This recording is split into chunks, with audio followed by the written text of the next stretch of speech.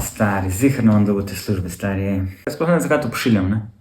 A se vam tudi to kdaj dogaja, da pišete pač neke prošnje, želite pač dobiti novo službo in se vam potem dogaja tak notranji miselni tok, v smislu, da itak brez veze, da ne boste nič dosegli s tem.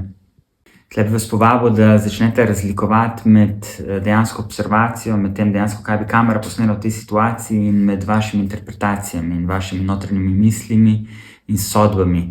Saj pri meni se osebno tako zdi, da dostikrat, ko se zapletam v te lastne interpretacije, mi to onemogoča, da sem proaktiven.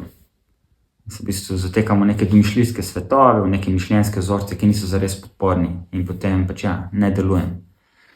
Ko si lahko s tem še pomagate, je, da vsaj to pri meni deluje, da sem dejansko proaktiven, da dejansko stopim v akcijo, napišem prošnjo, pokličem, vzpostavim nek dejanski stik s tem delodajalcem, s to osebo, s katero si želim sodelovati in potem dobim nek realen feedback.